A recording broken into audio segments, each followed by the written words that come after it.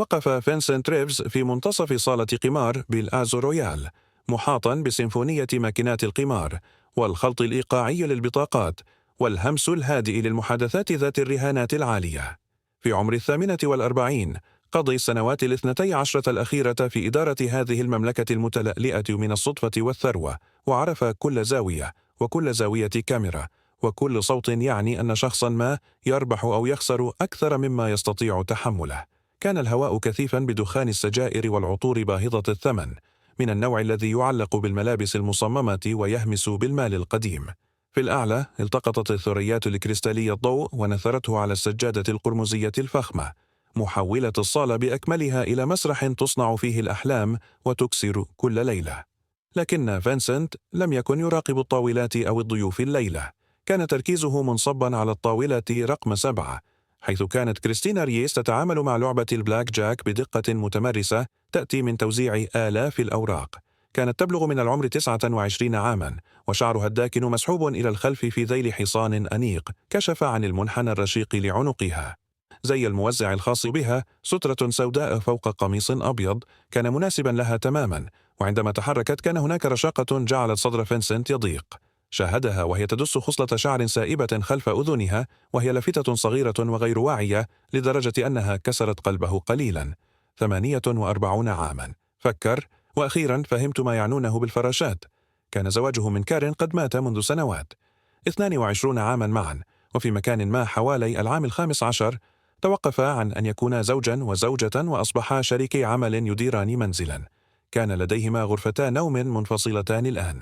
زعمت كارين أن السبب هو شخيره، لكنهما كانا يعرفان الحقيقة. لم يعودا يتلامسان تقريبا.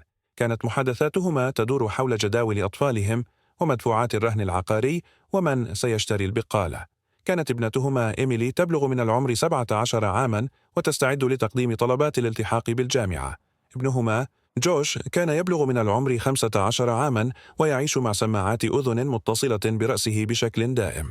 كان كلا الطفلين ينظران من خلال فينسنت بدلا من النظر إليه، وكأنه قطعة أثاث اعتاد تجاهلها. نظرت كريستينا من طاولتها والتقطت نظره. لعبت ابتسامة صغيرة في زاوية فمها قبل أن تعيد انتباهها إلى البطاقات. أرسل هذا الاعتراف الصغير دفئا ينتشر في صدر فينسنت. قام بتعديل ربطة عنقه وتحرك عبر صالة القمار، يلوح برأسه للضيوف ويسجل دخوله مع رؤساء الحفرة، محافظا على الواجهة المصقولة للسلطة التي تأتي مع منصبه. لكن عقله كان بالفعل متقدما بساعتين.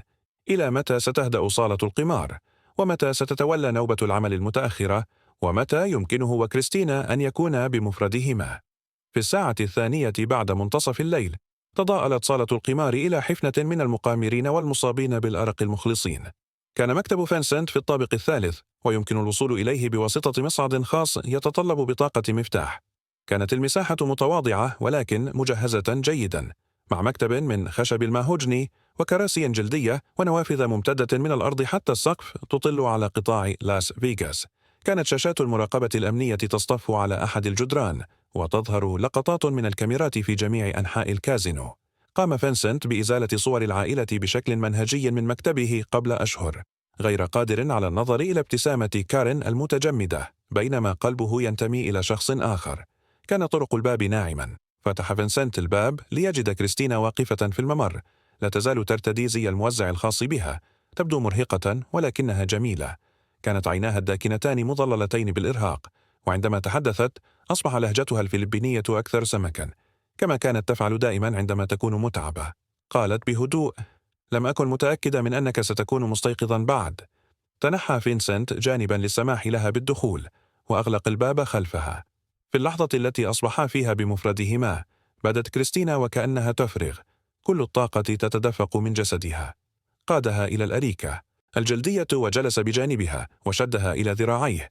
ذابت ضده، رأسها يستريح على كتفه، وللحظة طويلة جلس ببساطة في صمت. قال فينسنت أخيرا بصوت منخفض: تحدثت مع محام اليوم. أوراق الطلاق يتم إعدادها. إنه يحدث حقا. كريستينا ابتعدت لتنظر إليه، ورأى شيئا يرتعش عبر وجهها. ذنب؟ خوف؟ لقد اختفى قبل أن يتمكن من تحديده. همست: فينسنت، ليس عليك فعل هذا من أجلي. أجاب بحزم: أفعل ذلك من أجلنا. من أجلي. لقد كنت ميتا لمدة 20 عاما. كريستينا، مجرد القيام بالحركات والتظاهر بأنني حي. لقد أعدتني، جعلتني أتذكر كيف يبدو الشعور بالرغبة الفعلية في الاستيقاظ في الصباح. امتلأت عينا كريستينا بالدموع ونظرت بعيدا. قام فانسنت بتقبيل وجهها بلطف وأعادها إليه. سأل: ما الخطب؟ تحدثي معي. قالت: أنا خائفة فقط. ولم تكن كذبة تماما. كل شيء يتغير بسرعة كبيرة. قبل فانسنت جبينها مستنشقا رائحة الشامبو الخاص بها الممزوجة بالرائحة الخافتة لصالة القمار، البطاقات واللباد والتوقع. وعد: سيكون الأمر على ما يرام. أعلم أنه أمر معقد فيما يتعلق بوضع تأشيرتك، لكن محامي يقول إنه بمجرد أن نتزوج يصبح الأمر أسهل. سنفعل هذا بشكل صحيح كريستينا. لا مزيد من الاختباء، لا مزيد من الأسرار. أومأت برأسها على صدره، لكن فينسنت لم يستطع رؤية الطريقة التي ارتعشت بها يداها أو الدموع التي انزلقت بهدوء على خديها.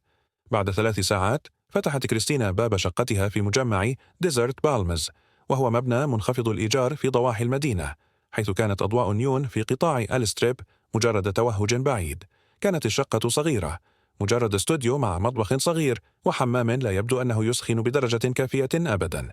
كانت تتعثر بمفاتيحها والإرهاق يجعلها خرقاء عندما أدركت أن الأضواء مطفأة. قلبت المفتاح وتوقف قلبها. جلس رامون ديلغادو على الكرسي الوحيد بجوار النافذة، جسده ساكن تماما في الظلام. كان يبلغ من العمر 32 عاما، لكنه كان يحمل نفسه كشخص أكبر سنا بكثير، شخص رأى العنف وتعلم التحدث بلغته بطلاقة. كان مضغوطا وعضليا، ذراعه مغطاة بالوشم، ونصوص فلبينية مكتوبة بخط اليد تهجئ أسماء وصلوات ووعود. جرح قطع حاجبه الأيسر، تذكار من قتال في مانيلا لم يتحدث عنه أبدا. قال رامون بهدوء دون أن يتحرك: 3 ساعات عمل إضافي؟ هذا ما تسمينه الآن؟ جف حلق كريستينا. وضعت حقيبتها ببطء على المنضدة، محاولة إبقاء يديها ثابتتين. رامون، من فضلك، أنا متعبة. ألا يمكننا عدم فعل هذا الليلة؟ وقف حينها يتحرك بنوع من الرشاقة المتحكمة التي ذكرت كريستينا بالحيوان المفترس عبر المسافة الصغيرة بينهما في 3 خطوات، وأمسك بمعصمها، ليس بقوة تؤذي، ولكنه ثابت بما يكفي لتذكيرها بأنه يستطيع ذلك. قال رامون، أنفه بالقرب من عنقها: رائحتك مثل رائحته. هذا العطر باهظ الثمن. هل تعتقدين أنني غبي كريستينا؟ قالت محاولة الابتعاد. أنا أعمل في كازينو. رائحة جسدي مثل الكثير من الأشياء، دخان، كحول، ناس. هذا لا يعني أي شيء. اشتدت قبضة رامون قليلا وتأوهت كريستينا. لحظ وأطلق سراحها على الفور، ومرر يده في شعره بإحباط. قال صوته يرتفع: لقد ساعدتك في الحصول على تلك الوظيفة. عندما جئت إلى هنا وليس لديك شيء، من اهتم بك؟ من تأكد من أن لديك مكانا للإقامة ومالا لإرساله إلى عائلتك؟ أنا فعلت ذلك، وهذه هي الطريقة التي تردين بها الجميل؟ فركت كريستينا معصمها وانتقلت إلى المطبخ الصغير تبتعد عنه. كانت هذه حجة قديمة، حجة خاضها عشرات المرات. كان رامون قد ساعدها عندما وصلت لأول مرة من مانيلا قبل 3 سنوات. كان قد ضمنها في الكازينو وعرفها على الناس، وساعدها في التنقل في عالم تأشيرات العمل والوثائق المعقد. كانت ممتنة، بل إنها أحبته في البداية، لكن ذلك كان قبل أن تفهم تكلفة مساعدته، قبل أن تدرك أن كل خدمة تأتي بقيود، وأن حمايته كانت مجرد كلمة أخرى للامتلاك. قبل المرة الأولى التي حبسها فيها في الشقة عندما أرادت الخروج مع زملاء العمل، قبل أن يحطم هاتفها لأن عميلا ذكرا ترك لها بقشيشا مكتوبا عليه رقمه، قبل أن يخبرها أنها ملك له وليس لأي شخص آخر. قالت كريستينا بعناية، بالطريقة التي تعلمت بها التحدث حول رامون، تقيس كل كلمة: أنا ممتنة لكل ما فعلته، لكن هذا لا يعني أنك تملكني. كانت ضحكة رامون مريرة وحادة. أملكك، أنا أحبك كريستينا. كل ما أفعله هو لأنني أحبك. لماذا لا يمكنك رؤية ذلك؟ تحرك نحوها مرة أخرى، وشعرت كريستينا بظهرها يضغط على المنضدة. لم يكن هناك مكان آخر لتذهب إليه. كذبت، لأن الكذب كان أكثر أمانا من الحقيقة. أرى ذلك. أعلم أنك تحبني. هدأ تعبير رامون ومد يده ليلمس وجهها. كانت أصابعه لطيفة الآن ترسم خط فكها. همس رامون: إذن توقفي عن رؤيته. توقفي عن أيا كان هذا مع مدير صالة القمار الخاص بك. عودي إلي، عودي إلي حقا. أغلقت كريستينا عينيها غير قادرة على النظر إليه. خلف جفنيها رأت وجه فينسنت، الطريقة التي نظر إليها بها وكأنها ثمينة، وكأنها مهمة. فكرت في محامي الطلاق والخطط التي كانوا يضعونها والمستقبل الذي شعر وكأنه قريب جدا لدرجة أنها كادت أن تلمسه. همست: حسنا، لأنها في هذه اللحظة محاصرة في شقتها ويد رامون على وجهها، كانت ستقول أي شيء لجعله يرحل. قبل رامون جبينها. فتاة جيدة، سأراك غدا بعد نوبتك، سنتناول العشاء، نحن الاثنان فقط، مثل الأيام الخوالي. غادر دون أن ينطق بكلمة أخرى، وانتظرت كريستينا حتى سمعت خطواته تتلاشى في الممر قبل أن تغلق الباب وتنزل إلى الأرض. جلست هناك في ظلام شقتها، تعانق ركبتيها على صدرها، وسمحت لنفسها بالبكاء بصمت. عبر المدينة في منزل كبير في حي سميرلين هايتس الفرعي، سمح فينسنت ريفز لنفسه بالدخول عبر الباب الأمامي تماما عندما كان الفجر ينبثق. كان المنزل صامتا، باهظ الثمن وبارد بالطريقة التي تصبح بها المنازل عندما يتوقف الأشخاص بداخلها عن العيش معا حقا. خلع حذاءه في المدخل وتحرك بهدوء عبر غرفة المعيشة المظلمة، لكن ضوء المطبخ كان مضاء بالفعل. جلست كارين على منضدة الجرانيت وبيدها فنجان قهوة ولوحها الإلكتروني مرفوع أمامها وهي تقرأ أخبار الصباح. كانت تبلغ من العمر 50 عاما، شقراء، تحافظ على مظهرها بدقة بطريقة النساء اللواتي لديهن الوقت والمال لمكافحة الشيخوخة. بالكاد نظرت عندما دخل فينسنت. قالت: ليلة متأخرة؟ لم يكن سؤالا. أجاب فينسنت: الكذبة سلسة ومتمرسة. مشكلة في النظام في غرفة كبار اللاعبين. كان علي الانتظار حتى يقوم قسم تكنولوجيا المعلومات بإصلاحها. أومأت كارين برأسها ولا تزال تقرأ لوحها الإلكتروني. إيميلي لديها مقابلة جامعية بعد ظهر هذا اليوم، إنها بحاجة إلى السيارة. قال فينسنت: سأستقل سيارة أجرة إلى العمل. جوش لديه موعد طبيب أسنان يوم الخميس، هل يمكنك اصطحابه أم يجب أن أعيد جدولة التنس الخاص بي؟ سأخذه. كان هذا هو زواجهما الآن، لوجستيات وجداول زمنية وتصميم دقيق لشخصين يتشاركان المساحة دون أن يتلامسا بالفعل. كانا ينامان في غرف نوم منفصلة على طرفي الممر المتقابلين. كانا يحتفظان بحسابات بنكية مشتركة وجبهة موحدة لأطفالهما. كانا يحضران فعاليات المدرسة وحفلات الشواء في الحي، ويبتسمان للصور التي سيتم نشرها على وسائل التواصل الاجتماعي مع تعليقات حول العائلة والامتنان. لكنهما كانا غريبين، غرباء مهذبون وبعيدون، نسوا منذ زمن بعيد كيف يكونون أي شيء آخر. صب فينسنت لنفسه فنجانا من القهوة ووقف بجوار النافذة ينظر إلى الحديقة المشذبة تماما، والمرآب الذي يتسع ل3 سيارات، وحوض السباحة الذي لم يعد أحد يستخدمه. فكر في أوراق الطلاق التي يتم إعدادها، وفي المحادثة التي سيحتاج إلى إجرائها مع كارين والأطفال، وفي الحياة التي كان على وشك تدميرها. وفكر في كريستينا، في الطريقة التي شعرت بها بين ذراعيه، وفي المستقبل الذي كانا يبنيانه معا. لم يلاحظ كارين وهي تراقبه من فوق حافة فنجان قهوتها، ولم يرى الطريقة التي ضاقت بها عيناها قليلا وهي تلاحظ تعبيره البعيد والابتسامة الصغيرة التي لعبت على شفتيه. قالت كارين، وكان هناك شيء حاد في صوتها جعل فينسنت يستدير. تبدو سعيدا. ماذا؟ قالت كارين وعادت إلى لوحها الإلكتروني. لا شيء، مجرد ملاحظة. أنهى فينسنت قهوته في صمت وصعد إلى الطابق العلوي للاستحمام. وقف تحت الماء الساخن وسمح لنفسه بتخيل حياة مختلفة، حياة يستيقظ فيها بجوار كريستينا كل صباح، حيث لا يضطر للاختباء أو الكذب أو التظاهر. قريبا، قال لنفسه، قريبا جدا. يقع مقهى لاكي المفتوح 24 ساعة في شارع جانبي على بعد 3 مبان من بالازو رويال، وهو من النوع الذي يأتي إليه عمال الكازينو لتناول القهوة الرخيصة ووجبة الإفطار الدهنية بعد نوبات العمل الطويلة. كانت المقصورات من الفينيل الأحمر المتشقق، وكانت الأرضيات لزجة بشكل دائم، وكانت الأضواء الفلورية تهتز بتردد يسبب الصداع لبعض الناس. لكنه كان مفتوحا طوال الليل، ولم تسأل النادلات أسئلة، والأهم من ذلك كان بعيدا بما يكفي عن الكازينو ليتمكن فينسنت وكريستينا من الاجتماع دون أن يراهما زملاء العمل. كانت الساعة 2 بعد منتصف الليل في يوم الثلاثاء، وكان المقهى شبه فارغ باستثناء سائقي شاحنات على المنضدة ورجل مسن يقرأ صحيفة في المقصورة الزاوية. جلست كريستينا في الخلف أبعد ما يمكن عن النوافذ، يداها ملفوفتان حول فنجان قهوة أصبح باردا قبل 20 دقيقة. لم تكن قد نامت منذ 3 أيام، كانت الهالات السوداء تظلل عينيها، وارتعشت يداها كلما حاولت إبقاءهما ثابتتين. انزلق فينسنت إلى المقصورة مقابلها، وجهه متجعد بالقلق. كان قد تلقى رسالتها النصية قبل ساعة، 3 كلمات أرسلت الجليد عبر عروقه: أحتاج للتحدث. عاجل. سأل: ماذا يده عبر الطاولة لأخذ يدها؟ كانت بشرتها باردة. كريستينا، ما الخطب؟ سحبت يدها ولم تنظر إليه.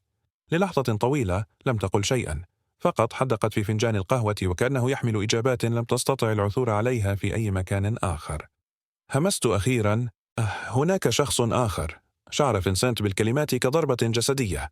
جلس مرة أخرى في المقصورة، عقله يتداعى. ماذا؟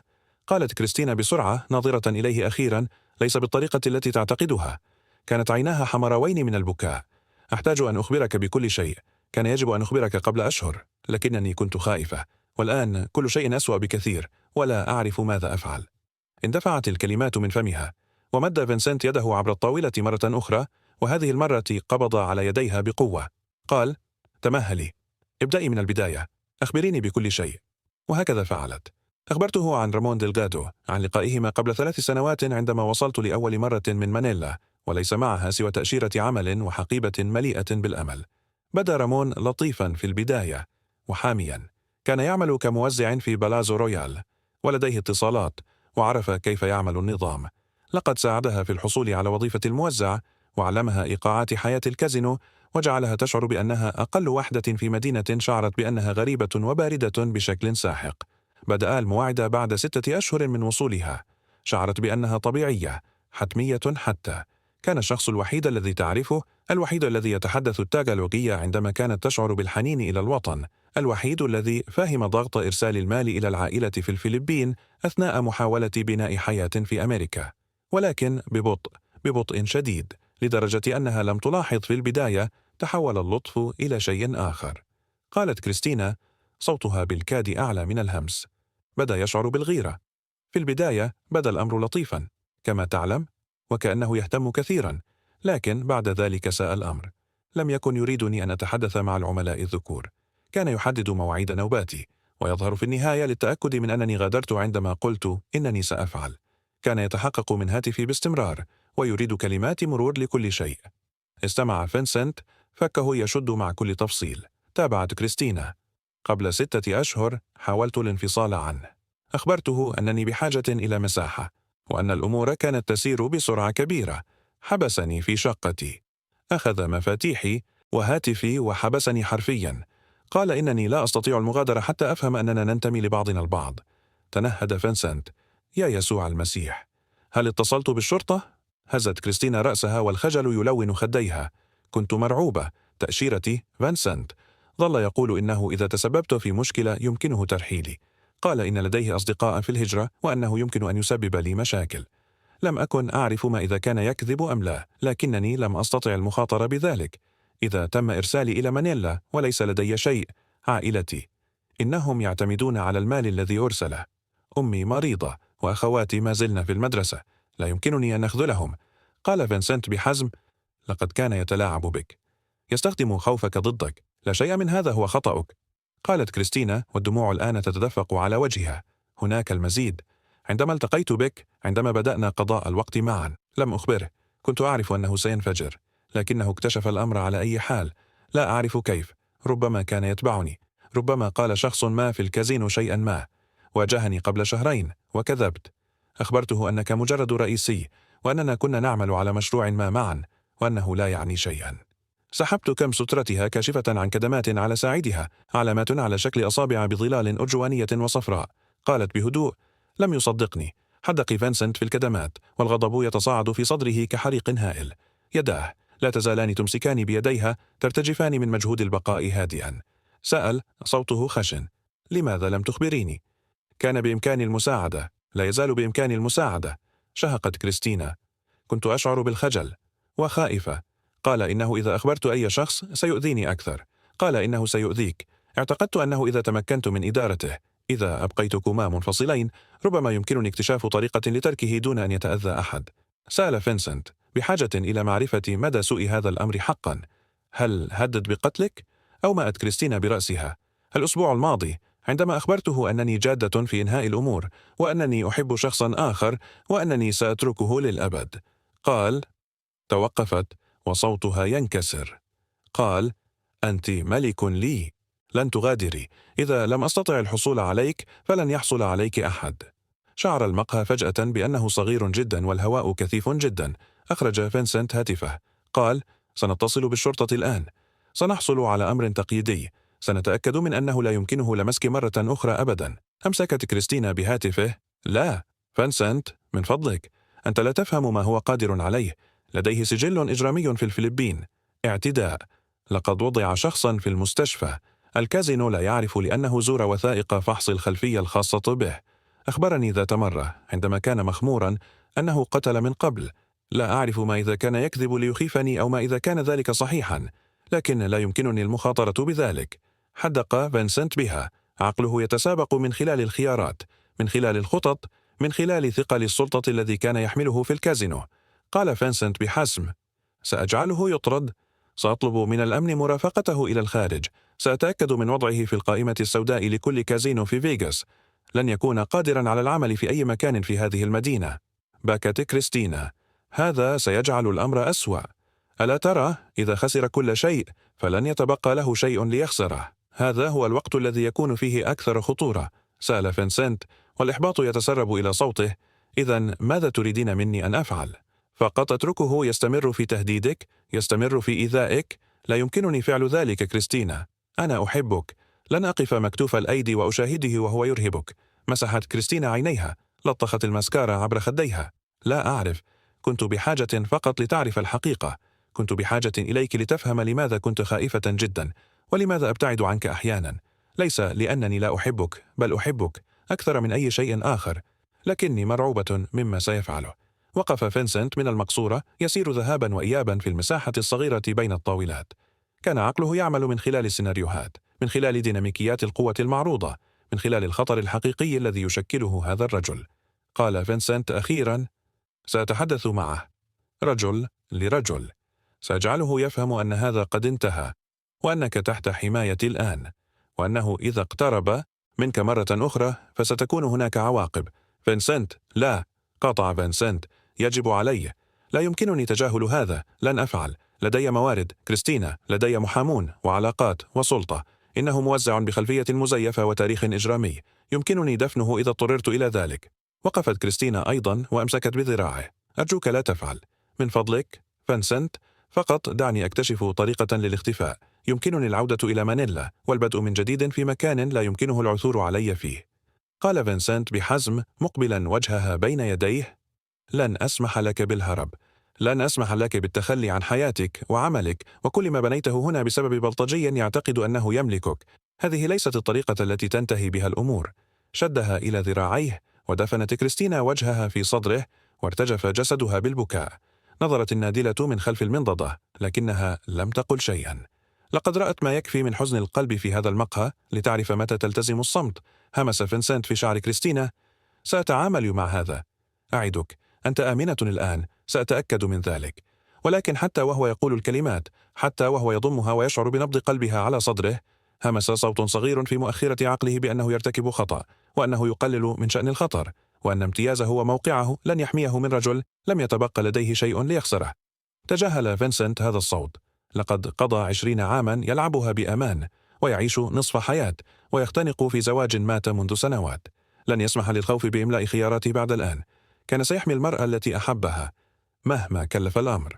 نزل مرآب السيارات أسفل كازينو بلازو رويال 5 طوابق في الأرض، كل طابق أغمق وأكثر عزلة من سابقه. كان المستوى بثري هو أعمق ما سمح للموظفين العاديين بالوصول إليه، وهو كهف خرساني مترامي الأطراف مليء بسيارات الموزعين والنادلات وحراس الأمن والإدارة الوسطى. اهتزت الأضواء الفلورية في الأعلى تلقي ببرك صفراء مريضة عبر خرسانة ملطخة بالزيت. ارتفعت أعمدة الدعم كأشجار خرسانية كل 20 قدما، مما أوجد نقاطا عمياء وظلالا حيث لم يتمكن الضوء من الوصول إليها تماما. اختار فينسنت هذا الموقع عمدا. كان بعيدا عن صالة الكازينو الرئيسية، وبعيدا عن مناطق حركة المرور العالية حيث ركن الضيوف سياراتهم الفيراري والبنتلي. في الأسفل كانت الكاميرات أقدم، وكان الأمن أكثر تراخيا. كان قد فحص اللقطات من مكتبه قبل المغادرة. كان لدى المستوى B3 القسم C 3 كاميرات، لكن 2 كانتا معطلتين في الأسبوع الماضي. كانت الصيانة قد صنفتهما على أنهما أولوية منخفضة. تخفيضات الميزانية تعني أن الإصلاحات قد تستغرق أشهرا. ما لم يعرفه فينسنت هو أن الكاميرات لم تتعطل من تلقاء نفسها. قضى رامون 3 أيام يدرس تخطيط المرآب، وصعد سلما للصيانة مع قواطع أسلاك مخبأة في سترته، وقطع الاتصالات بعناية بطريقة تبدو وكأنها تدهور معدي. تعلم رامون الصبر في الجيش الفلبيني قبل تسريحه غير المشرف. كان يعرف كيف يخطط وكيف ينتظر وكيف يجعل العنف يبدو وكأنه فرصة بدلا من التخطيط المسبق. كانت الساعة 11:45 ليلا عندما نزل فينسنت الدرج الخرساني إلى المستوى B3. كان قد غير بدلته إلى سروال جينز وقميص غير رسمي بأزرار لأسفل. لا فائدة من الحصول على دم على ملابس باهظة الثمن، على الرغم من أنه لم يفكر بوعي في هذا الفكر. أراد فقط أن يبدو أقل رسمية وأقل ترويعا. كان سيجري محادثة رجل لرجل حول الحدود والعواقب والمستقبل. كان قد تدرب على خطابه في مرآة حمام مكتبه. رامون، أنا أعرف عن علاقتك بكريستينا. أعلم أنها كانت صعبة، لكنها انتهت الآن. لقد اتخذت خيارها، وعليك احترام ذلك. أنا على استعداد لمساعدتك على الانتقال من الكازينو. سأقدم لك توصية جيدة، وأساعدك في العثور على وظيفة أخرى في مكان آخر في المدينة، لكن عليك تركها وشأنها. إذا هددتها مرة أخرى فلن يكون لدي خيار سوى إشراك الشرطة والهجرة. لا أريد أن أفعل ذلك، لكني سأفعل إذا أجبرتني على ذلك. معقول. حازم. ناضج. كانت سيارة فينسنت المرسيدس السوداء متوقفة بالقرب من الجدار الجنوبي، بين سيارة هوندا سيفيك بزجاج أمامي متصدع وشاحنة بيك آب بدت وكأنها نجت من عدة عواصف صحراوية. وقف بجانب سيارته، يداه في جيوبه، محاولا أن يبدو هادئا ومسيطرا. كان قلبه ينبض بشكل أسرع مما أراد الاعتراف به. كان المرآب باردا، وكان الهواء تفوح منه رائحة زيت المحرك وغبار الخرسانة. سمع خطوات. الصوت يتردد صداه من السقف المنخفض. خرج رامون من خلف عمود دعم، يتحرك بخطى متراخية وسهلة لشخص مرتاح تماما في جسده. كان يرتدي سروال جينز داكنا وأحذية عمل وسترة سوداء على الرغم من حرارة نيفادا في الخارج. كان وجهه غير مقروء، لا غاضبا ولا ودودا، فقط خاليا. قال رامون متوقفا على بعد حوالي 15 قدما: أردت التحدث؟ تحدث إذن. مسح فينسنت حلقه، مدركا فجأة مدى عزلتهم. كانت أقرب سيارة أخرى على بعد 50 ياردة. كان باب الدرج مغلقا. لم يكن هناك أي شخص آخر في هذا المستوى. رامون، أقدر لقاءك بي. أعلم أن هذا محرج. محرج؟ ضحك رامون، الصوت حاد وخال من الفكاهة. هذا ما تسميه؟ محرج. تابع فينسنت محاولا الالتزام بنصه. أعلم أنك تهتم بكريستينا، لكنها أوضحت أن العلاقة لم تعد صحية بالنسبة لها. عليك احترام قرارها والمضي قدما. خطى رامون خطوة أقرب. المضي قدما، وكأنها وظيفة لم أحصل عليها، وكأنها سيارة مستعملة أستبدلها. هذا ليس ما قصدته. ارتفع صوت رامون، يتردد صداه على الخرسانة. هل تعتقد أنه يمكنك فقط أخذها؟ هل تعتقد أنك لأنك ترتدي بدلات باهظة الثمن وتجلس في مكتب يمكنك أن تقرر من ينتمي إلى من؟ قال فينسنت بحزم: لا أحد ينتمي إلى أي شخص. هذه هي النقطة. كريستينا هي شخصيتها الخاصة، يحق لها أن تختار. واختارتك. كانت يدا رامون لا تزالان في جيوب سترته. الأمريكي الغني، الشخص الذي يمكنه إصلاح مشاكل تأشيرتها بمكالمة هاتفية، الشخص الذي يعدها بحياة أفضل. قال فينسنت ببساطة: أنا أحبها وهي تحبني. أنا آسف إذا كان ذلك يؤذيك، لكن هذه هي الحقيقة. أومأ رامون برأسه ببطء وكأنه يفكر في هذا، ثم قال: هل تريد أن تدفع لي؟ هل هذا هو؟ كم تساوي بالنسبة لك؟ 10,000؟ 20؟ شعر فينسنت بالغضب يشتعل في صدره. الأمر لا يتعلق بالمال، الأمر يتعلق بأن تتركها وشأنها. إذا لم تستطع فعل ذلك طواعية، فسأتأكد من أنك تفعل ذلك قسرا. سأجعلك تطرد رامون. سأتأكد من أن كل كازينو في فيغاس يعرف السبب، وسأتصل بالهجرة بشأن فحص الخلفية المزيف الخاص بك. سيتم ترحيلك قبل أن ترمش. في اللحظة التي تركت فيها الكلمات فمه، عرف فينسنت أنه ارتكب خطأ. لقد كشف ورقته، وكشف عن التهديد، وأثبت أنه يعتقد أن السلطة والقوة تحلان كل شيء. لم يتغير تعبير رامون، لكن شيئا ما تحول في عينيه. حساب، قرار تم اتخاذه. كرر رامون بهدوء: ستجعلني أرحل. أنت؟ خطان 3 خطوات سريعة للأمام، مغلقا المسافة بينهما. تراجع فينسنت غريزيا واصطدمت كتفاه بباب السائق لسيارته المرسيدس.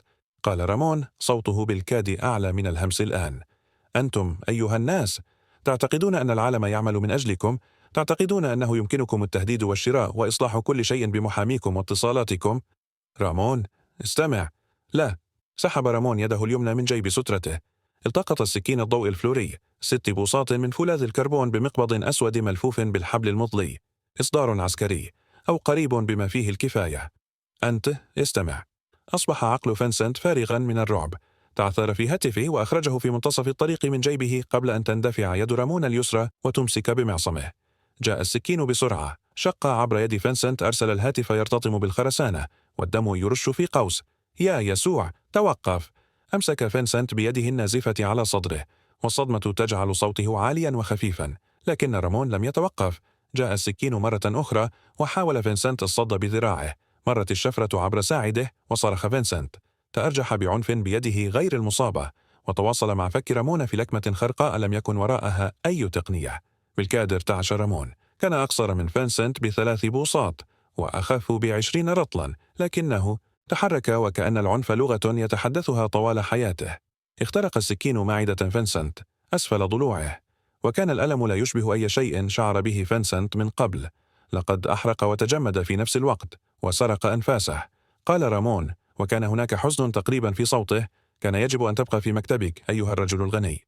سقط فينسنت إلى الوراء على السيارة، ثم انزلق إلى أسفل على الخرسانة الملطخة بالزيت.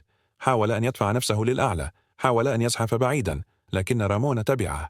نزل السكين مرة أخرى في كتفه، مرة أخرى في جانبه، مرة أخرى. لهث فينسنت: من فضلك. خرجت الكلمة رطبة وتصدر فقاعات: من فضلك توقف. لكن رامون كان أبعد من التوقف. كل الغضب الذي حمله لمدة 3 سنوات، كل الإذلال لمشاهدة كريستينا تبتعد، كل الخجل من معرفة أنه يخسرها لشخص أفضل منه، كل ذلك انسكب من خلال السكين في صدر فينسنت، في ظهره عندما حاول فينسنت الابتعاد، في عنقه. توقف فينسنت عن محاولة القتال عند الطعنة رقم 7.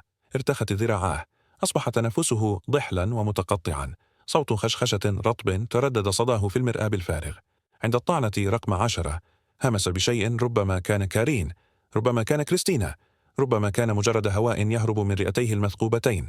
عند الطعنة رقم 13 أصبحت عيناه غير مركزتين، تحدقان في السقف الخرساني دون رؤيته.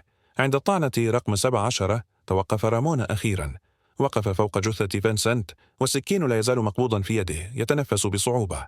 غطى الدم سترته ويديه ووجهه، تجمع حول جثة فينسنت، ينتشر ببطء عبر الخرسانة، يتبع المنحدر الطفيف لأرضية المرآب نحو مصرف قريب. نظر رامون إلى السكين، إلى فينسنت، إلى يديه الملطختين بالدماء. همس: اللعنة، اللعنة، ماذا فعلت؟ أنت جعلتني أفعل هذا. قالها مرة أخرى بصوت أعلى، وكأن قولها مرات كافية سيجعلها حقيقية: أنت جعلتني أفعل هذا. كان المرآب صامتا باستثناء تنفس رامون المتقطع والتقطير الثابت للدم من السكين إلى أرضية الخرسانة. حاولت كريستينا البقاء في مكتب فينسنت كما طلب.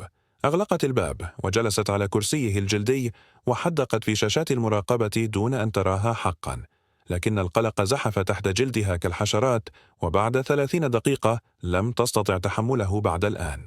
أخذت مصعد الخدمة إلى الأسفل، المصعد الذي استخدمه الموظفون للتنقل بين الطوابق دون المرور عبر الكازينو. ارتجفت يداها وهي تضغط على الزر الخاص B3.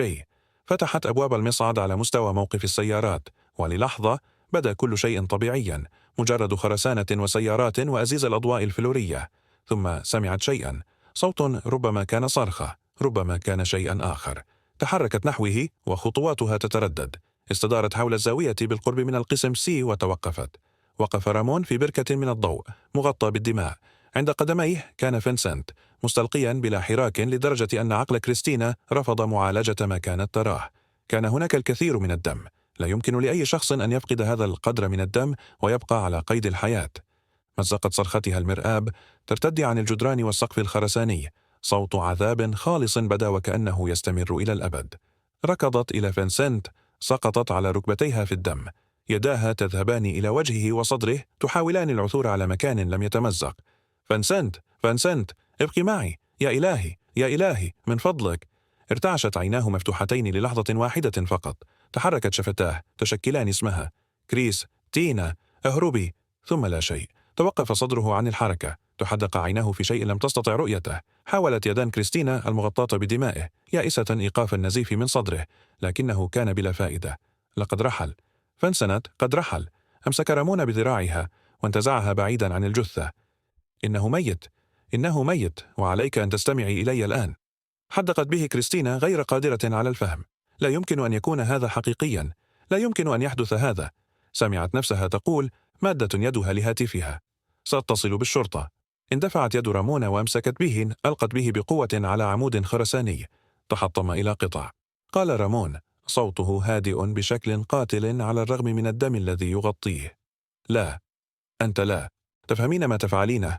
كنت هنا، كريستينا. ستكونين على كاميرات مدخل المرآب. تنزلين إلى هنا.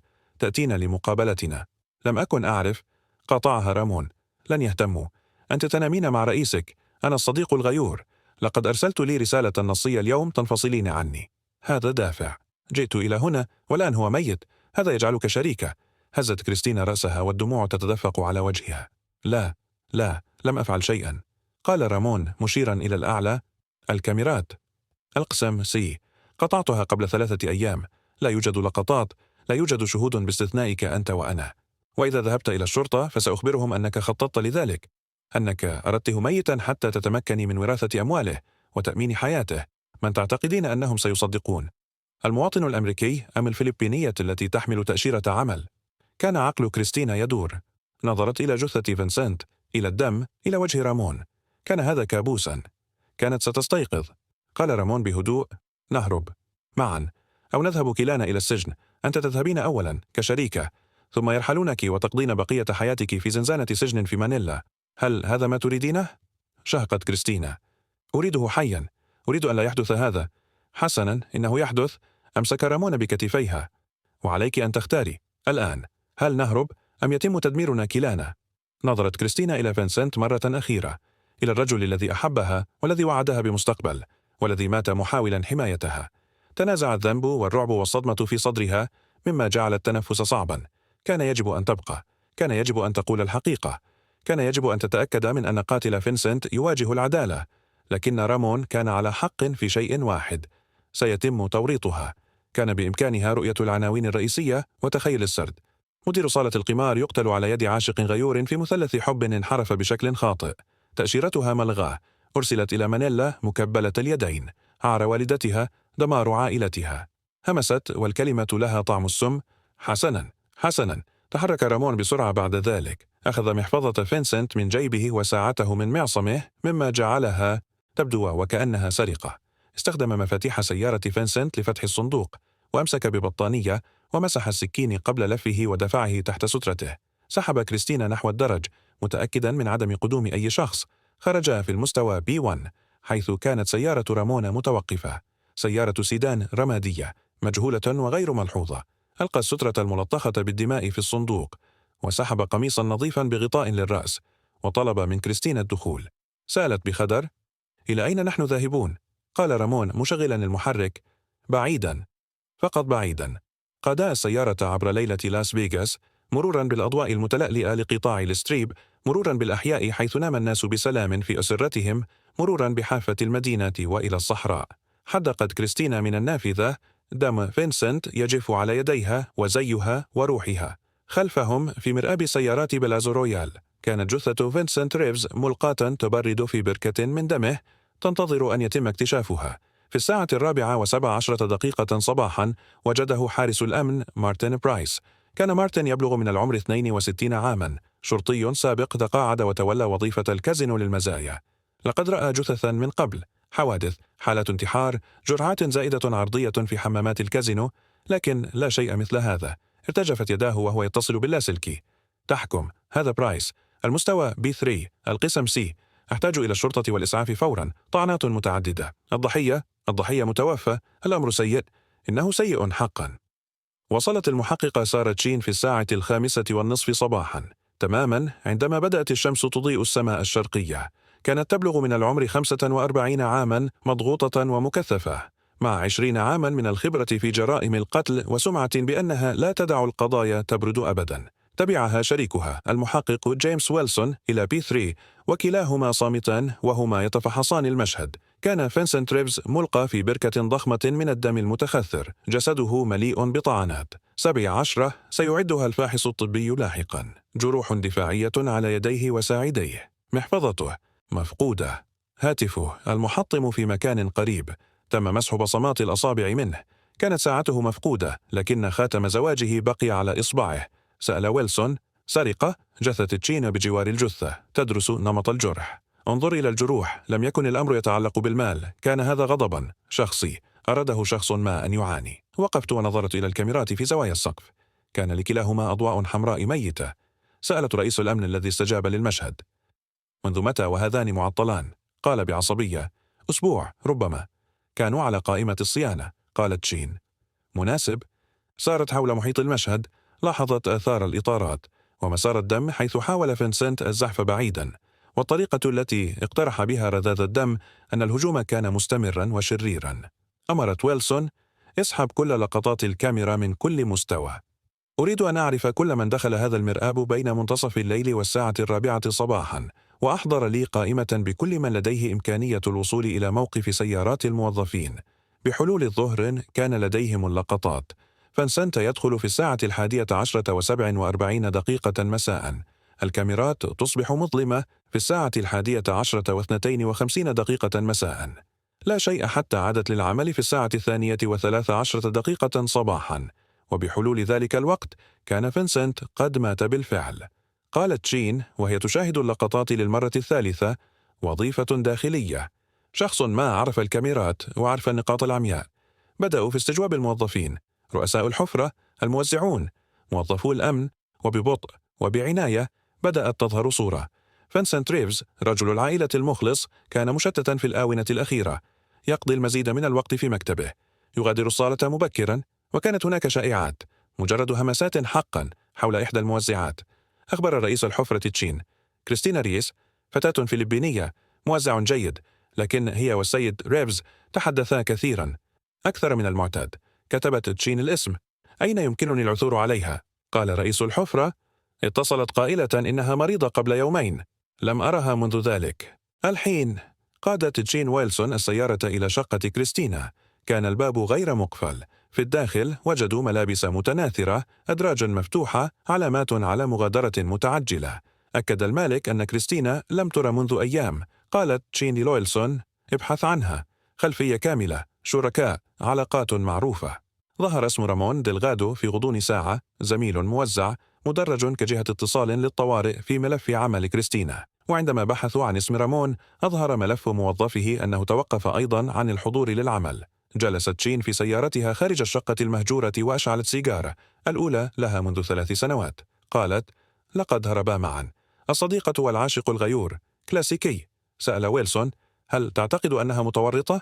قالت تشين: أعتقد أنها تعرف من قتله، وهذا يكفي.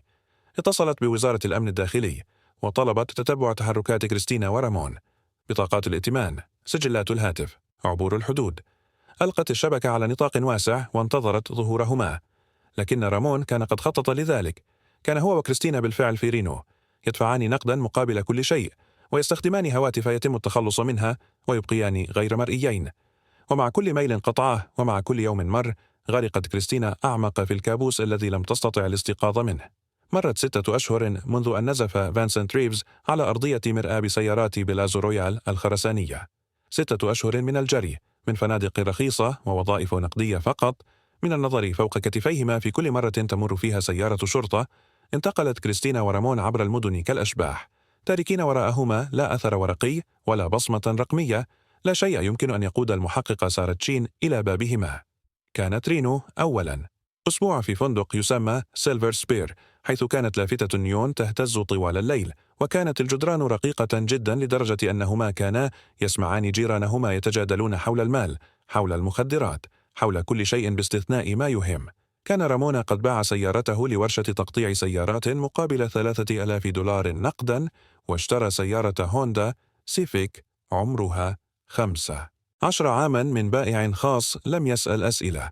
كانت كريستينا قد قصت وصبغت شعرها في حمام الفندق، شاهدت الماء الأسود يتدفق إلى أسفل الصرف، وتمنت لو أنها تستطيع غسل ذكرى دم فينسنت على يديها بنفس السهولة. من رينو قاد السيارة إلى سياتل، بدا شمال غرب المحيط الهادئ بعيدا بما فيه الكفاية، مختلفا بما فيه الكفاية. وجد رامون عملا في طاقم بناء يدفع تحت الطاولة، لا أسئلة تطرح حول أرقام الضمان الاجتماعي أو إذن العمل. كان رئيس العمال رجلا مكسيكيا مسنا، فهم أن الناس يحتاجون أحيانا إلى أن يكونوا غير مرئيين. ظهر رامون في الوقت المحدد وعمل بجد وأغلق فمه، كان جيدا في ذلك. نظفت كريستينا المنازل لخدمة تعمل في الاقتصاد الرمادي، تخدم عمال التكنولوجيا الأثرياء الذين لم يرغبوا في التعامل مع متاعب الموظفين الشرعيين.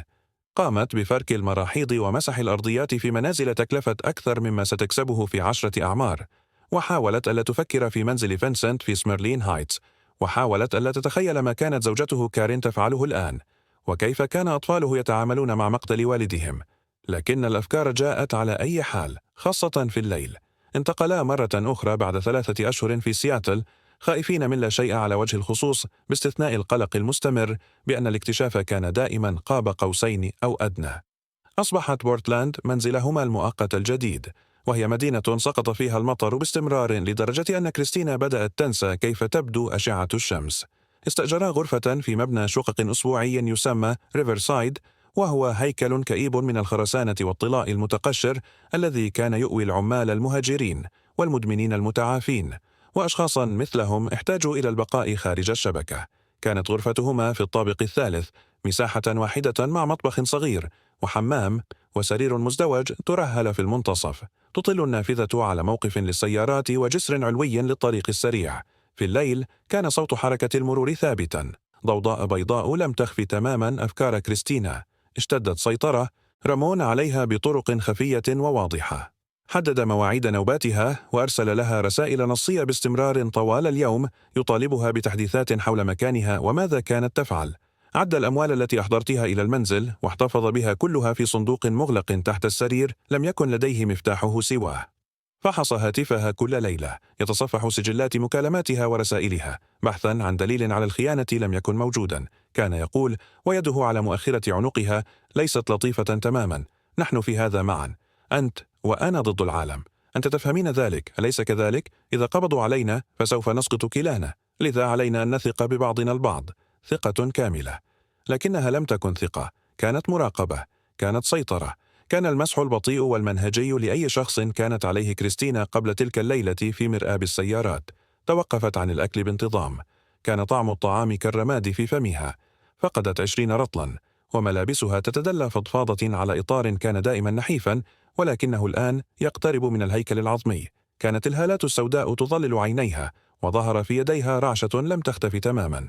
بدت وكأنها شبح، وفي بعض الأيام شعرت وكأنها واحدة، وكأنها ماتت في مرآب السيارات هذا إلى جانب فينسنت، وما كان يسير الآن هو مجرد قشرة تقوم بحركات البقاء على قيد الحياة.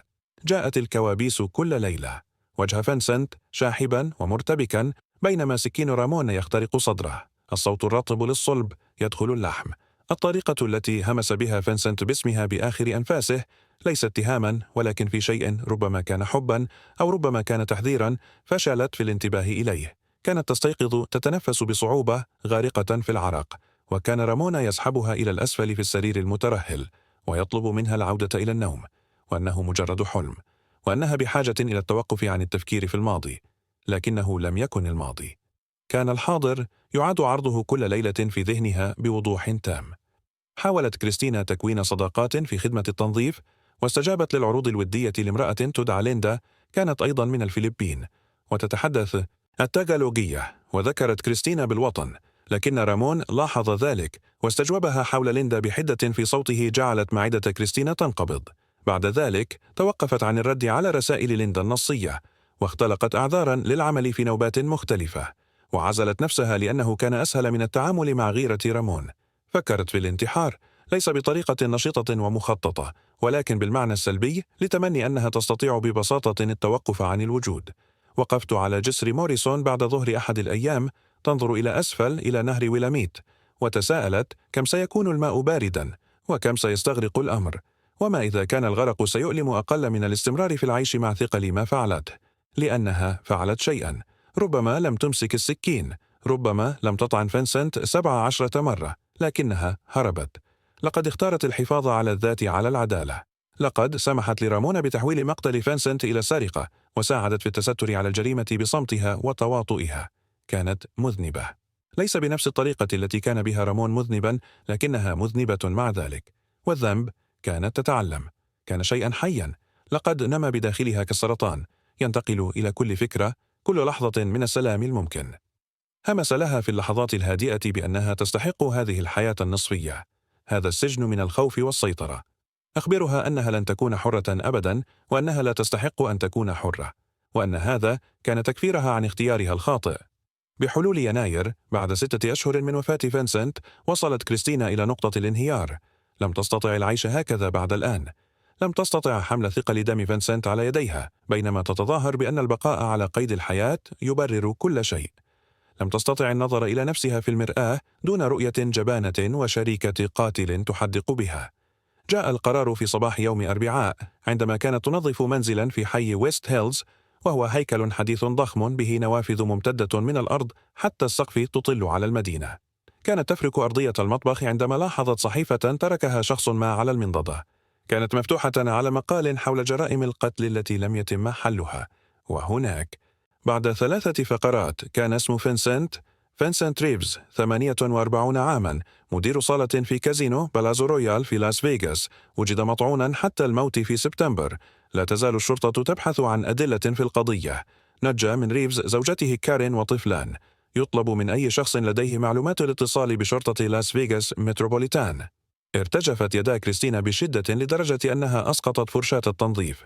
قرأت الفقرة مرارا وتكرارا.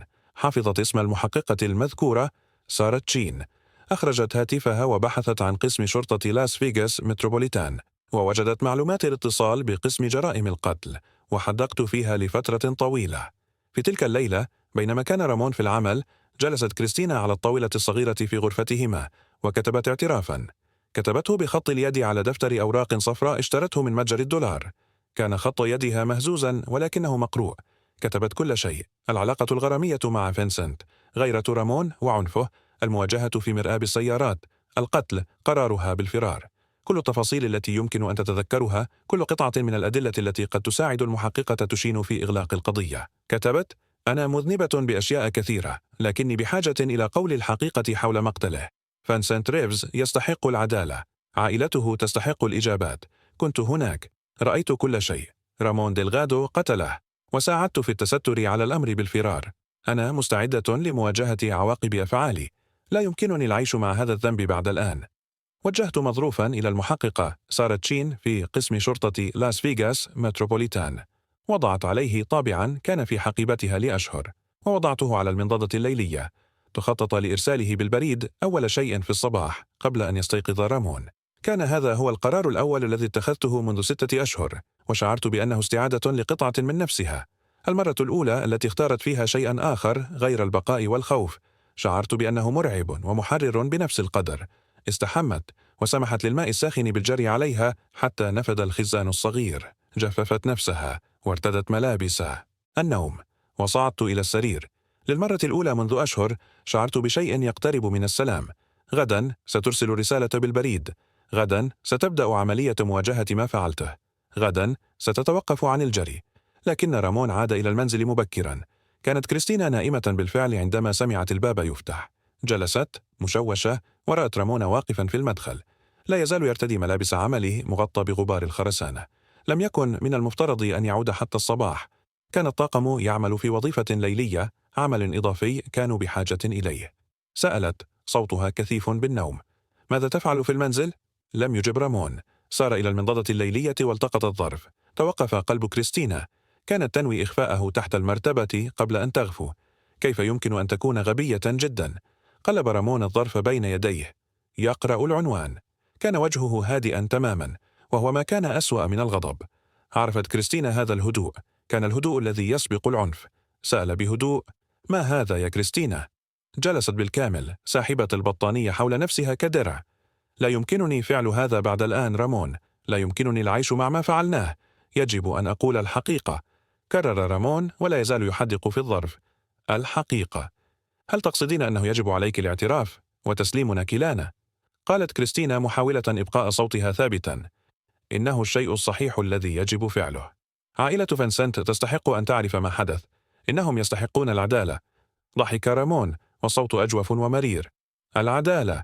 وماذا عنا؟ ماذا عن ما نستحقه؟ قالت كريستينا. نحن نستحق مواجهة ما فعلناه. لا يمكنني الاستمرار في الجري. لا يمكنني الاستمرار في الكذب. كل يوم أرى وجهه. كل ليلة أحلم بالدم. أنا أفقد عقلي رامون. يجب أن أصحح هذا. وضع رامون الظرف جانبا وجلس على حافة السرير. للحظة اعتقدت كريستينا أنه قد يفهم بالفعل. ربما كان يعاني أيضا. ربما أراد نفس التحرر من الذنب الذي أرادته هي. قال رامون بهدوء: أفهم؟ أفعل. كان هذا صعبا علينا كلانا. العيش هكذا، دائما ننظر فوق أكتافنا. أفكر في الأمر أيضا كما تعلم ما حدث في تلك الليلة. توسلت كريستينا. إذن ساعدني في فعل هذا. سنسلم أنفسنا معا. سنخبرهم بكل شيء. ربما لأنني لم أكن الشخص الذي. ربما سيتساهلون معي. معنا. يمكننا أن نبدأ في قضاء عقوبتنا وفي النهاية ربما يمكن أن تكون لدينا نوع من الحياة مرة أخرى. أومأ رامون برأسه ببطء.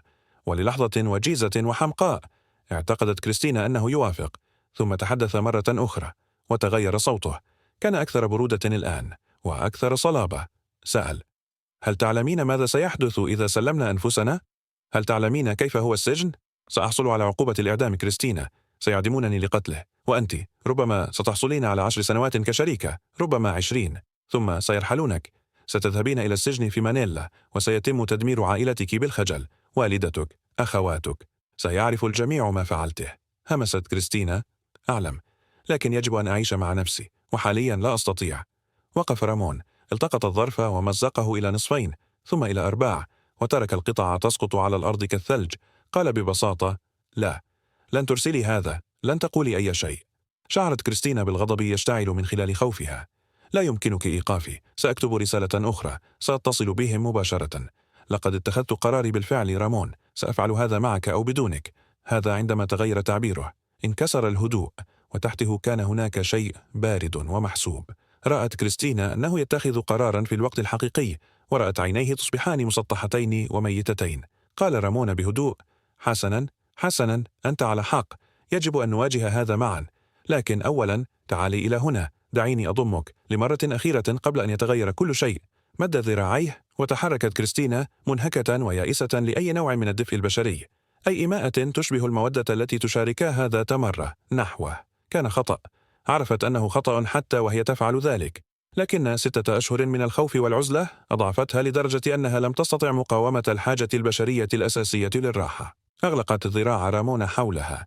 وللحظة واحدة فقط سمحت كريستينا لنفسها بالاسترخاء في العناق. ثم تحركت يداه إلى حلقها. كانت قبضته من حديد. اتسعت عينا كريستينا بالصدمة والرعب. حاولت الابتعاد. حاولت الصراخ. لكن إبهاميه كانا يضغطان على قصبة أنفها ولن يخرج أي صوت. خدشت يديه. أظافرها تنكسر على جلده. تسحب دما لم تستطع رؤيته في الضوء الخافت للغرفة. كان رامون يقول صوته ينكسر: أنا آسف. أنا آسف كريستينا. لم تتركي لي خيارا. كنت ستدمرين كل شيء. لا يمكنني السماح لك بفعل ذلك. لا أستطيع. اشتعلت رئة كريستينا. بدأ بصرها يظلم عند الحواف. ركلت وتواصلت مع ساقه. لكن الأمر كان مثل ركل الخرسانة. كان رامون أقوى وأثقل. وكان الجاذبية في صفه وهو يدفعها إلى الأسفل على السرير. ووزنه يثبتها. ويداه لا تتركان حلقها أبدا. حاولت القتال. يا إلهي، لقد حاولت. لكن قوتها كانت تتلاشى. عضلاتها المحرومة من الأكسجين ترفض الاستجابة. سقطت يداها بعيدا عن معصميه. توقفت ساقاها عن الركل.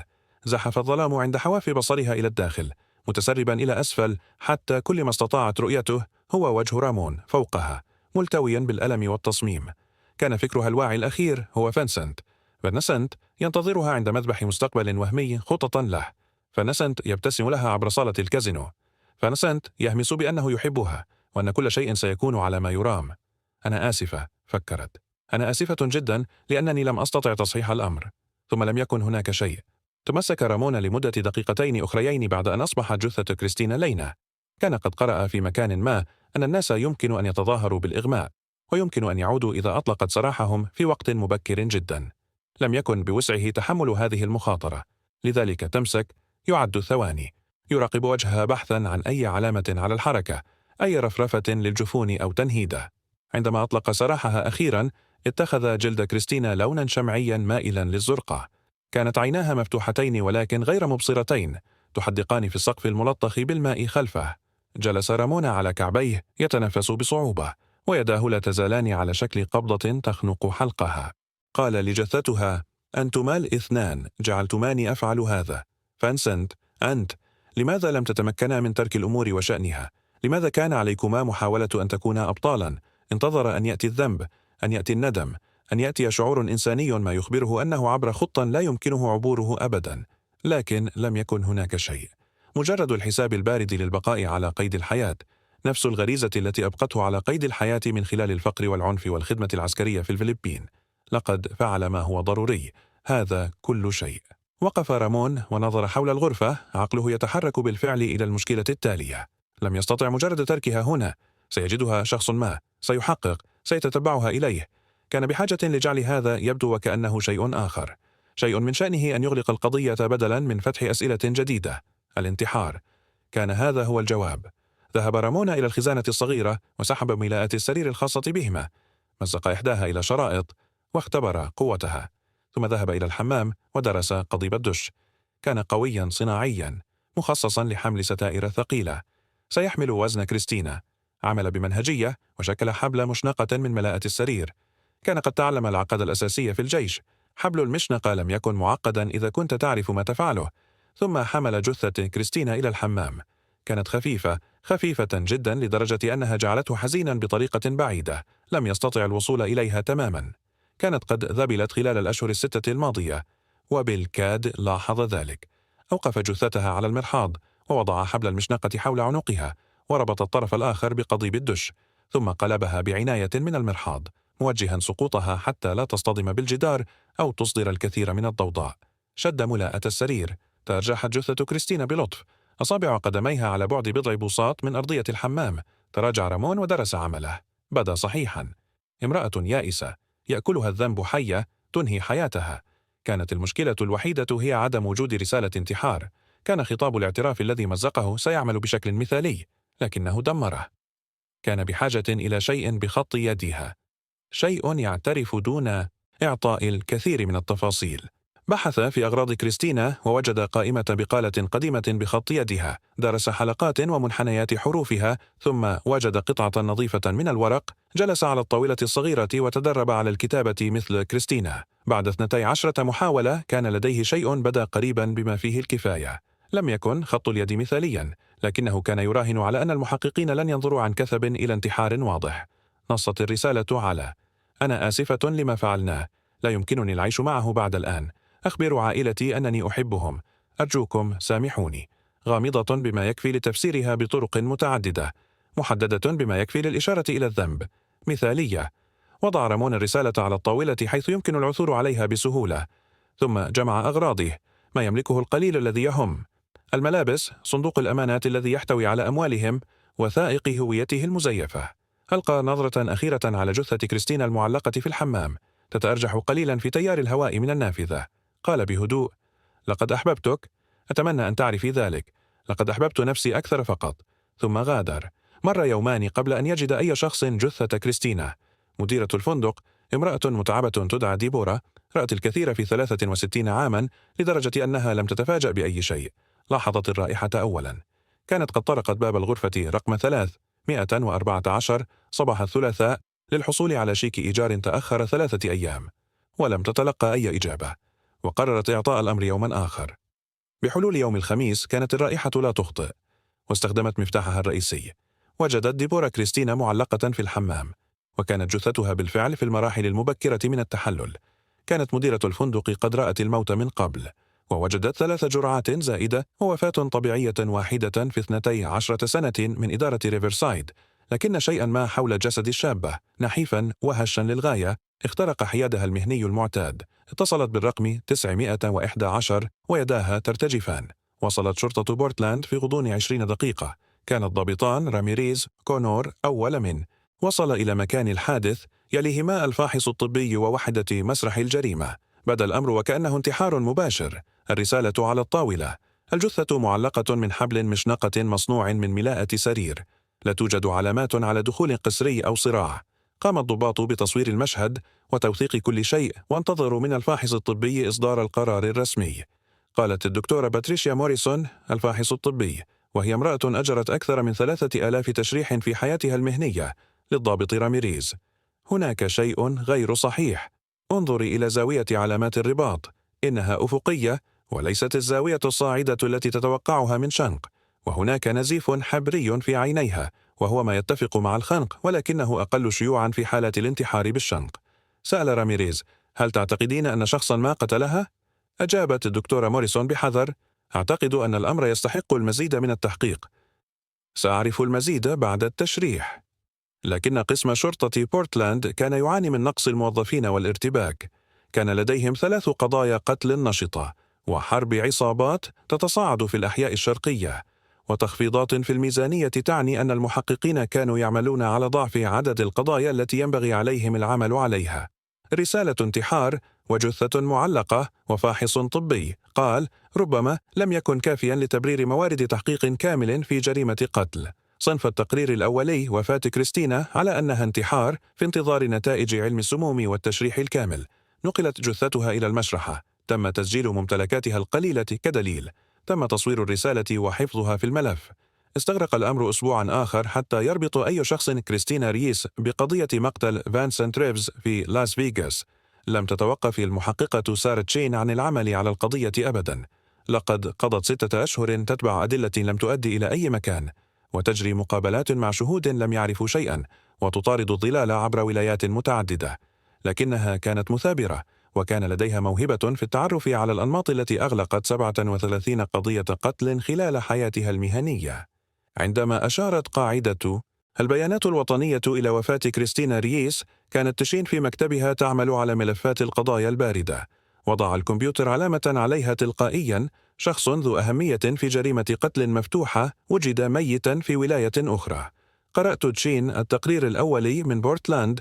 قرأت رسالة الانتحار، وعرفت على الفور أنه خطأ. اتصلت بقسم شرطة بورتلاند وتحدثت مع المحقق الذي تم تعيينه للقضية، وهو محارب قديم قضى 20 عاما ومحروق يدعى تومسون. بدا وكأنه يعد الأيام حتى التقاعد. قال تومسون: انظري المحقق تشين، أنا أفهم اهتمامك، لكن هذا واضح ومباشر. رسالة انتحار بخط يدها. لا دخول قسري. كانت مكتئبة وفقا للجيران الذين تحدثنا معهم. في بعض الأحيان يستسلم الناس الذين يهربون من شيء ما أخيرا. سألت تشين: هل يمكنني رؤية تقرير التشريح؟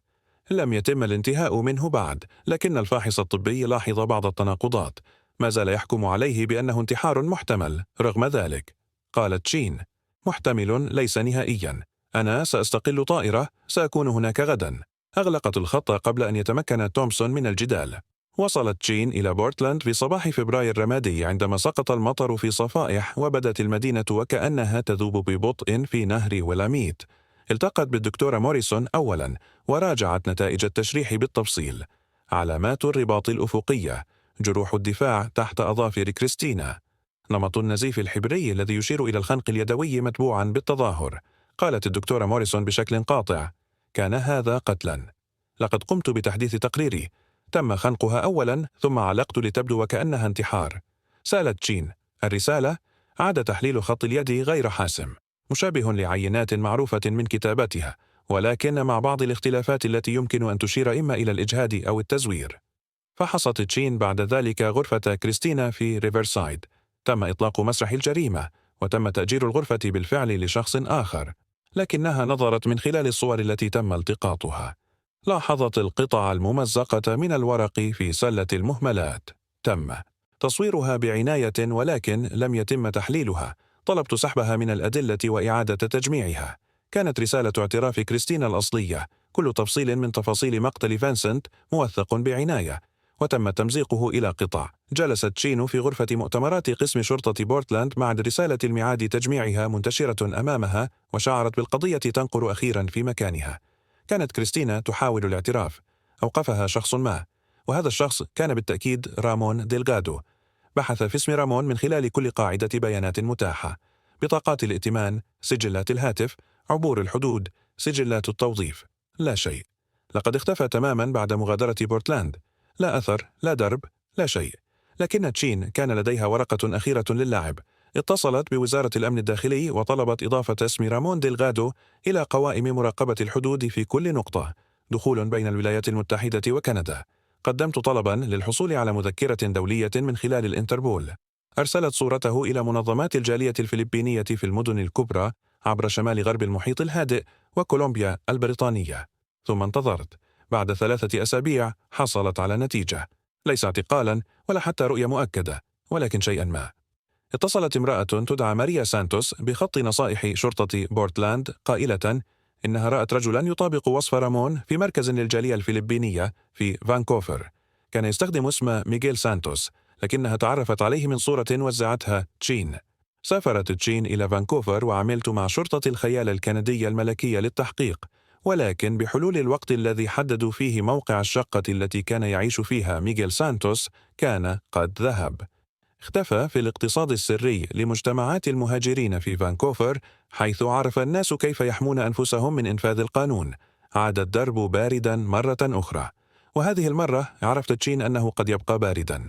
بالعودة إلى لاس فيغاس دفنت كارين ريفز زوجها للمرة الثانية.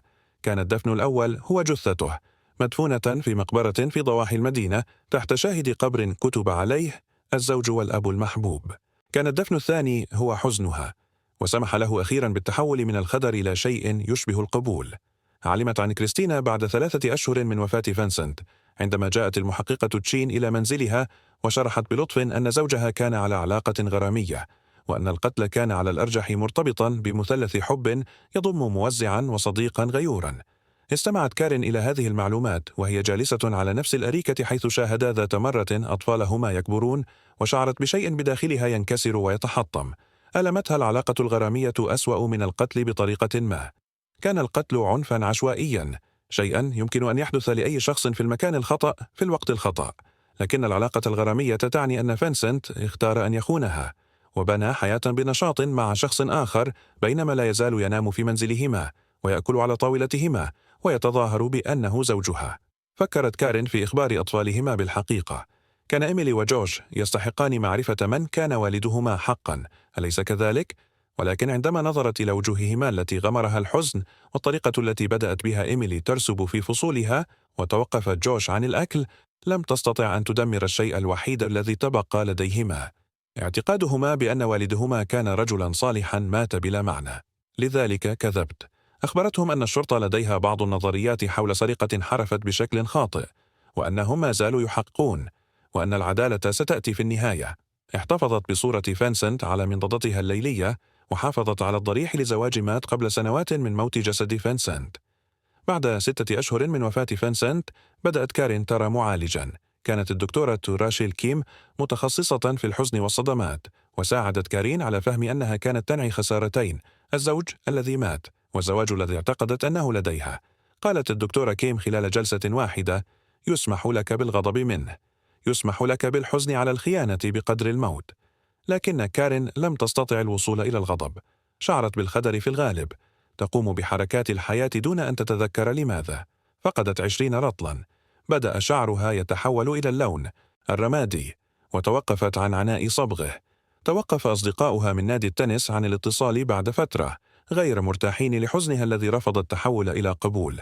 غادرت إيميلي للجامعة في ذلك الخريف، هاربة إلى مدرسة في جميع أنحاء البلاد حيث لم يعرفها أحد كالفتاة التي قتل والدها. أصبح جوش أكثر انطوائية، يقضي ساعات في غرفته يلعب الألعاب، وبالكاد يتحدث مع والدته. شعر المنزل في سميرلين هايتس بأنه ضخم وفارغ، مليء بذكريات عائلة لم تكن سعيدة أبدا كما اعتقدت كارين. في ذكرى وفاة فينسنت زارت كارين قبره بمفردها. وقفت تنظر إلى شاهد القبر وحاولت استدعاء بعض الشعور. أي شعور؟ ولكن لم يكن هناك سوى الفراغ. قالت للقبر: لا أعرف ما إذا كنت تحبها، لا أعرف ما إذا كنت تحبني. لم أعد أعرف أي شيء بعد الآن.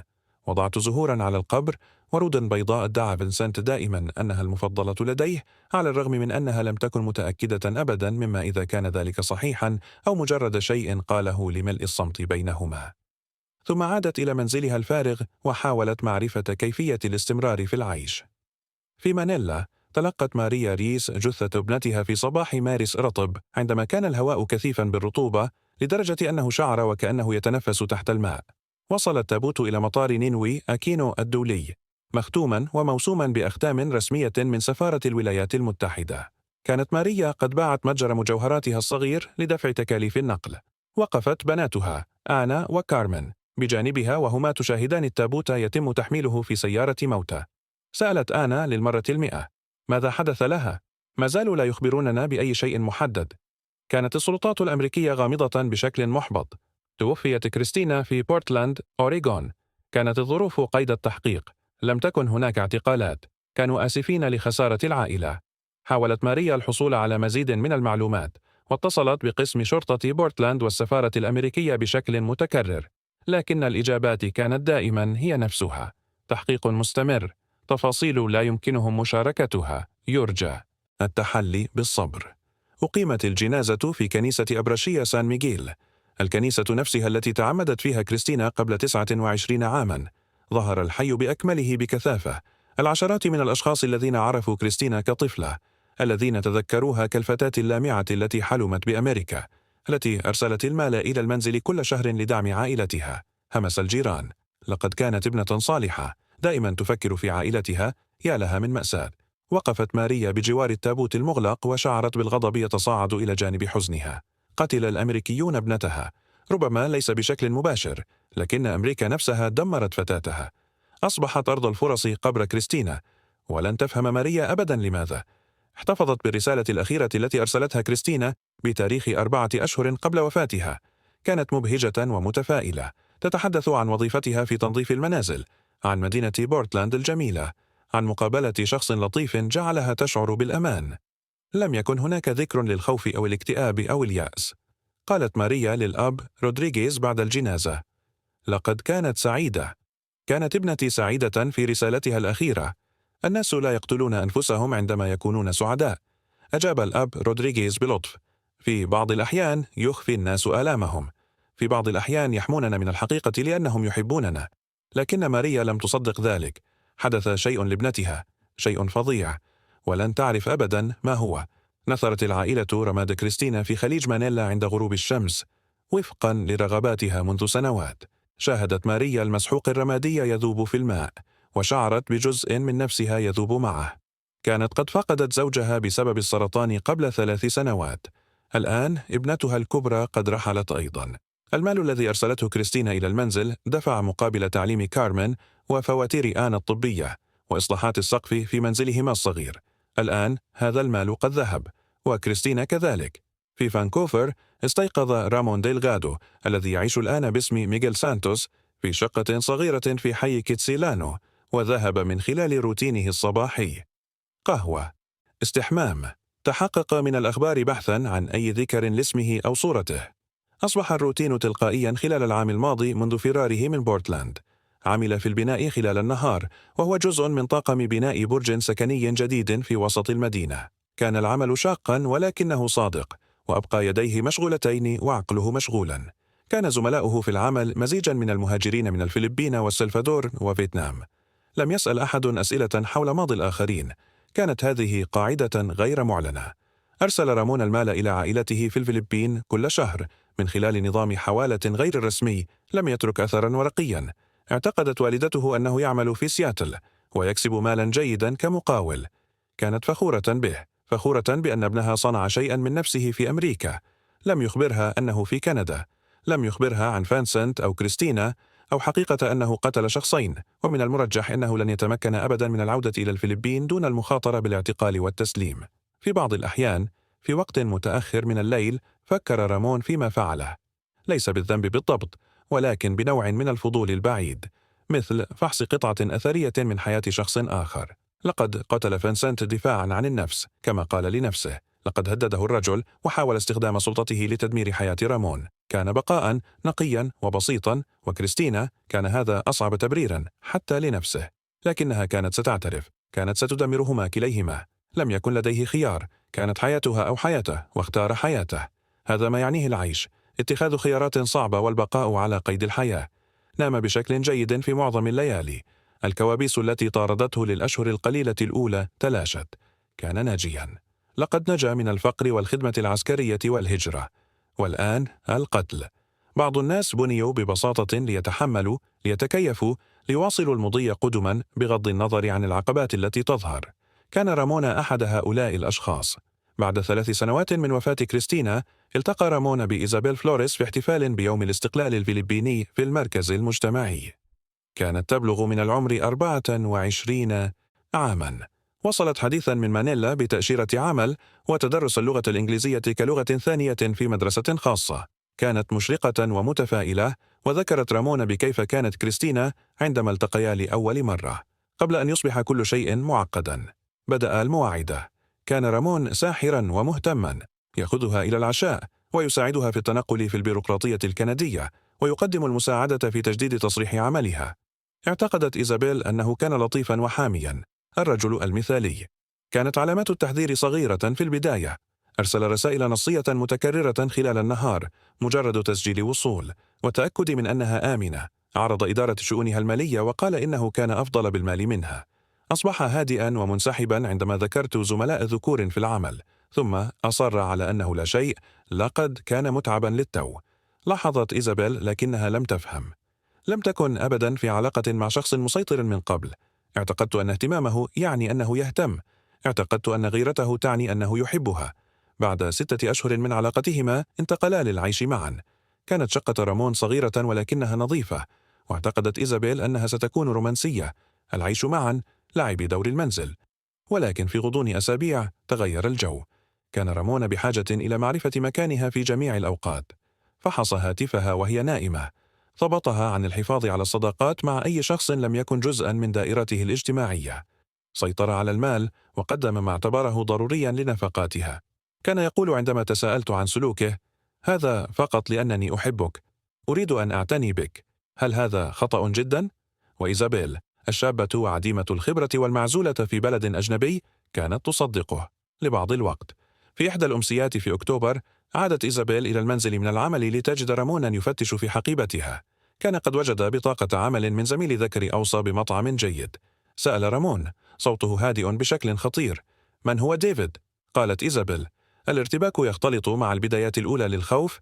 إنه مجرد زميل عمل. كان يخبرني عنه. قاطع رامون: أنت لا تحتاجين إلى رجال آخرين يخبرونك بأي شيء. لديك أنا. أمسك بمعصمها، ليس بقوة تكدما ولكن بثبات بما يكفي لإخافتها. ابتعدت إيزابيل وأطلق رامون سراحها على الفور، وتحول تعبيره إلى الندم. قال بسرعة: أنا آسف، أنا فقط أحبك كثيرا. فكرة خسارتك تجعلني مجنونا. قبلت إيزابيل الاعتذار لأنها لم تكن تعرف ماذا تفعل أيضا. لكن في تلك الليلة بمفردها في الحمام، لاحظت أن درج المنضدة الليلية لرامون كان مفتوحا قليلا. في الداخل رأت سكينا، سكين قتال على الطراز العسكري بمقبض أسود، ملفوف بعناية بقطعة قماش. حدقت به لفترة طويلة، وشيء بارد استقر في معدتها. في صباح اليوم التالي ذكرت السكين عرضا على الإفطار. رأيت أن لديك سكينا في درجك من الجيش. لم يتغير تعبير رامون، لكن شيئا ارتعش في عينيه. نعم، مجرد تذكار. لماذا؟ قالت إيزابيل. لا سبب، مجرد فضول. لكنها لم تكن فضولية فقط، كانت خائفة. وكان الخوف يبدأ في تجاوز الحب. في إحدى أمسيات نوفمبر الممطرة، جلست إيزابيل في شقتهما بينما كان رامون في العمل، وبحثت عن اسمه في جوجل. لم تكن تعرف لماذا بالضبط، مجرد غريزة بأن شيئا ما لم يكن صحيحا، وأن الرجل الذي كانت تعيش معه كان يخفي شيئا أساسيا حول من هو. لم يظهر اسم رامون ديلغادو أي شيء، لكنها جربت اختلافات: رامون سانتوس، ميغيل ديلغادو، ميغيل سانتوس. وكان هناك مقال إخباري من قبل عامين حول جريمة قتل في لاس فيغاس. رجل يدعى فينسنت ريفز طعن حتى الموت في مرآب للسيارات. الشرطة تبحث عن رامون ديلغادو وكريستينا رييس، شخصان ذو أهمية في القضية. صور لكليهما. كانت صورة رامون أصغر سنا ولكن لا تخطئ. نفس الندبة فوق حاجبه، نفس العيون الداكنة.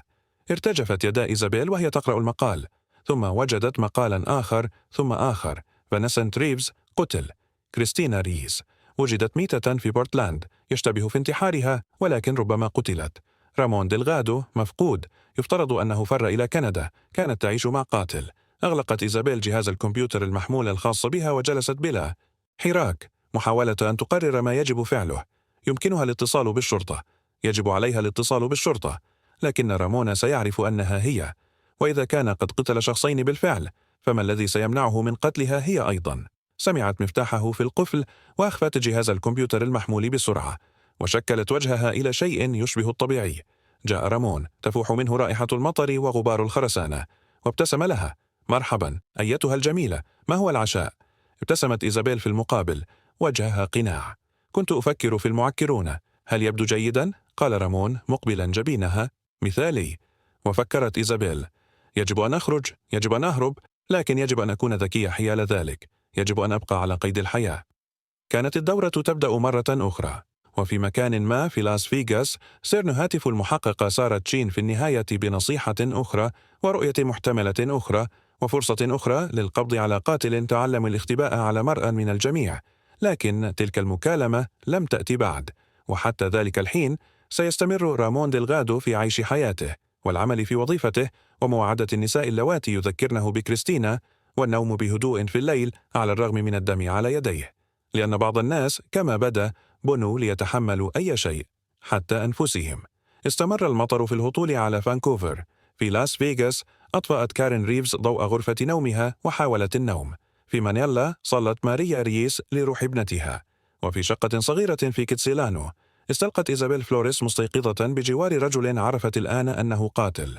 تخططي لهروبها وتدعو الله أن تكون أذكى من المرأة التي سبقتها.